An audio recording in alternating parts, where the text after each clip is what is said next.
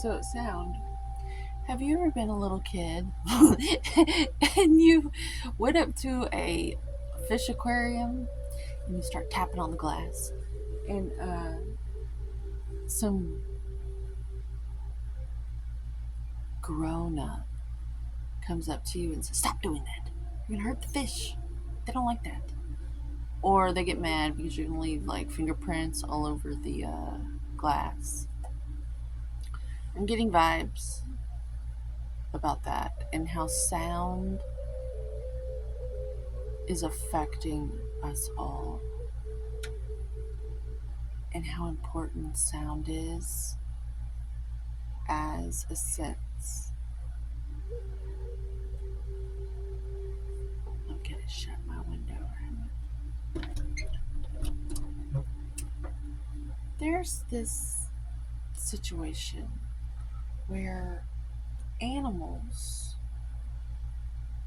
are very helpful as teachers during these times because they're the only ones who are in their nature in terms of sound. Um, there's this beautiful rhythm and flow in nature, even if it's chaotic, even if there's birds upset that there's some other animal lurking about and they're warning the others, it's pretty good. What I find in metropolitan areas is people wanting to intimidate each other with their things. And it's just like nature. It really is. It's just a little if you got the money, honey, you're like ruining our time with all of that, because the quality of our time is impacted by everyone's need to be alpha so that they can feel safe, so they won't get picked on like they did in middle school or something. Here in Texas, we have a lot of these big trucks uh, or cars, American Muscle, which I love. I love the look of them and I love the sound of them. But I also know that when you are in that sound and in that vibration, because I've had one of these vehicles before and that's all I drove and that's what I was in, it does something to your brain waves. Sound does something to our brain waves, the patterns of the brain waves, and our ability to think. And so there's things like binaural beats, there's flutes, there's these Tibetan sound bowls that have been around for centuries because they've known this.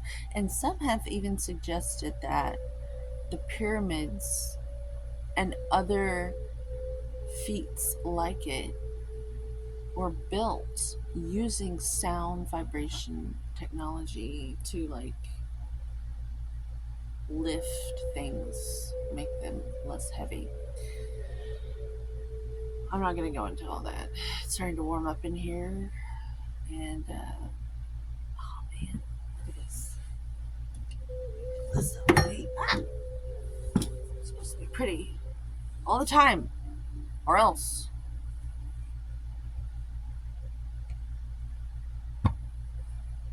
Supposedly.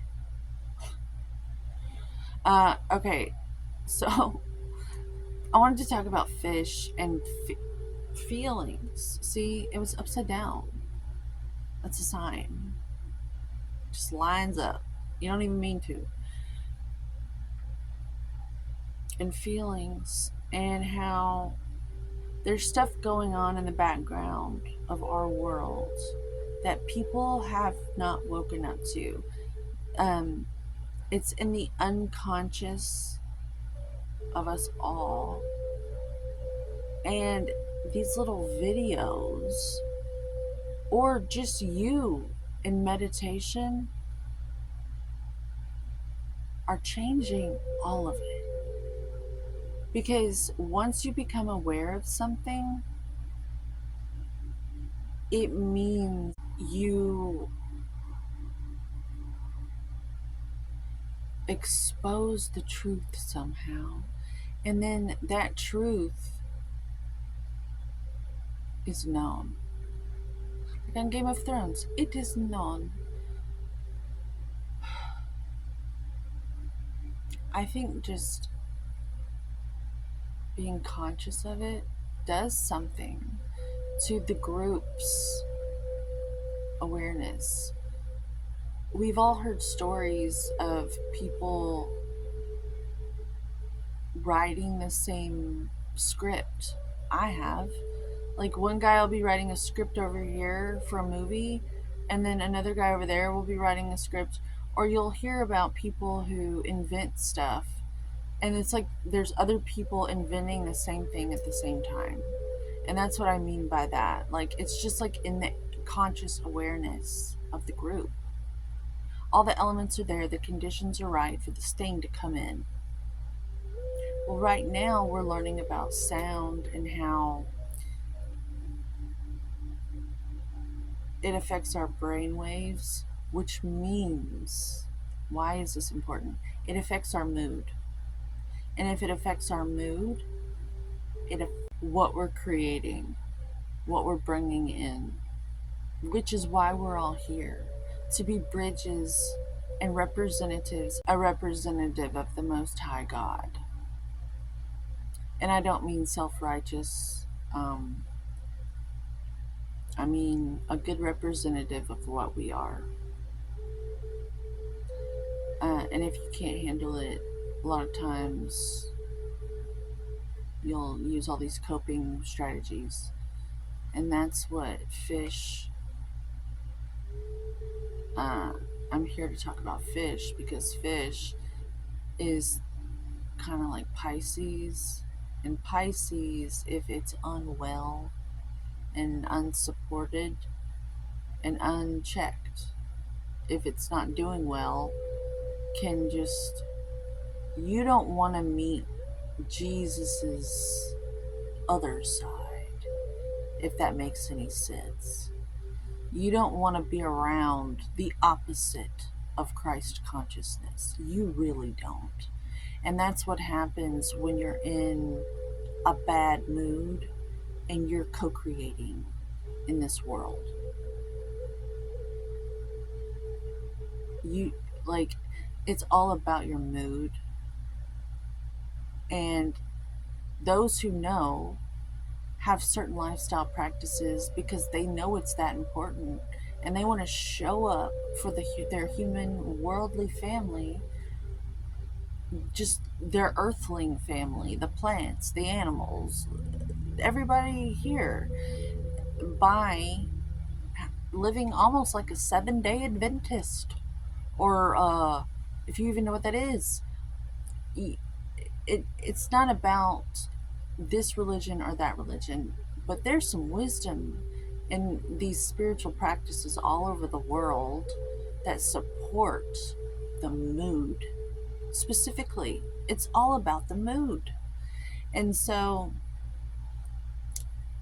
as mothers, I find this to be one of the most important topics of all time, because we are getting to you from the ground up, and it's kind of like on our shoulders how you turn out no matter what.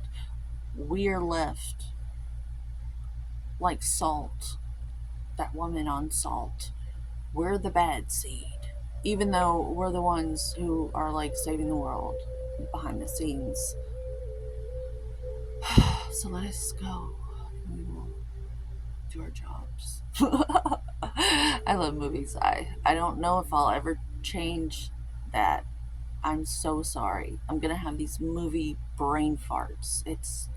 I've been so heavily indoctrinated into the system.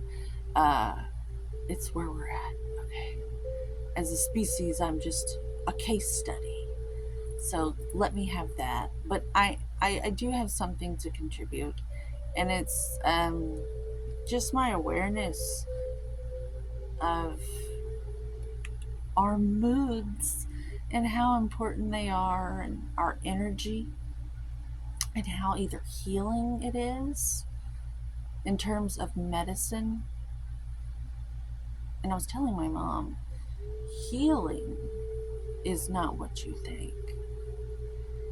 When you tell a dog to heal, you're not telling them to soothe you, you're telling them to sit down and shut the fuck up. Or I started out the conversation, healing is like a WWE wrestler. You need to wrestle that shit and put it down to the ground. Whatever it is that has you thinking you need to do some work. And it's you need to become an athlete to deal with it. And I think a lot of people are trying to heal by soothing themselves. And there's a time and place for that. Say you break a bone, you should probably rest that. But for the most part, our emotional childhood stuff, you need to wrestle that shit and put it down to the ground within yourself, so you don't hurt somebody else with it verbally or with your mood by gaslighting the other individual. So, to close this, it's all about the mood. You'll see the red, and that stands for the root chakra. Our basic survival needs, and that's always going to trump everything, no matter what you do. Um, you're going to be creating from a place of that. And so we can't be in a state of comfort all the time, because nothing would ever get done. And you kind of need to have a little bit of that negative energy. Those energies most people shy away from because they're afraid to express them, because they're afraid of hurting those around them. They're afraid of what will happen if they let these emotions out. But if you don't, if you're suppressing all of that, what happens is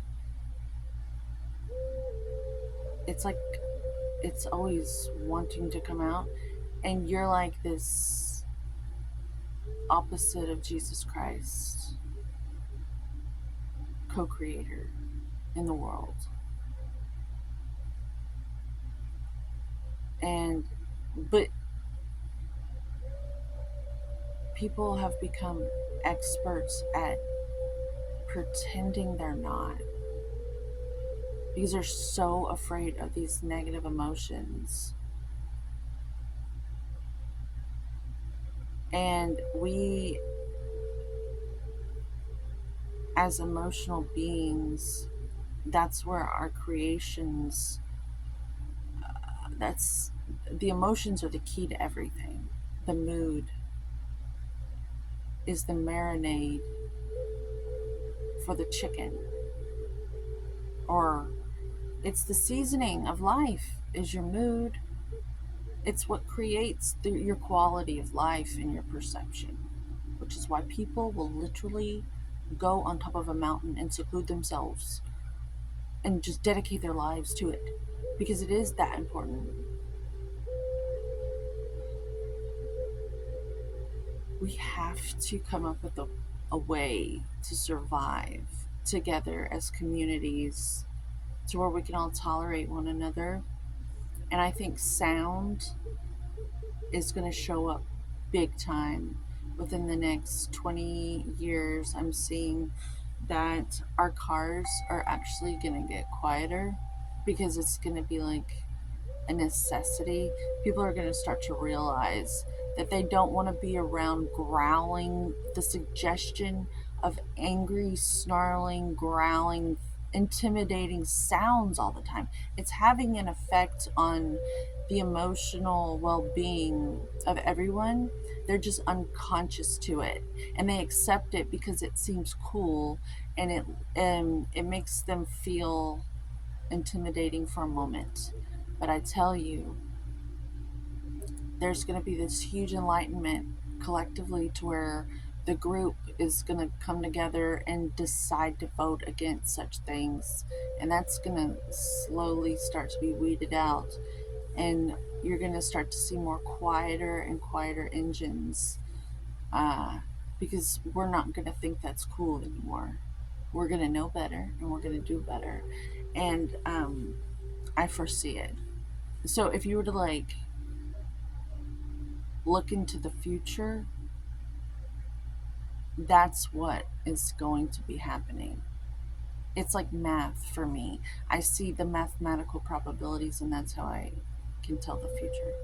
I was trying to explain how I'm clairvoyant to my mother, and it's not it's not supernatural.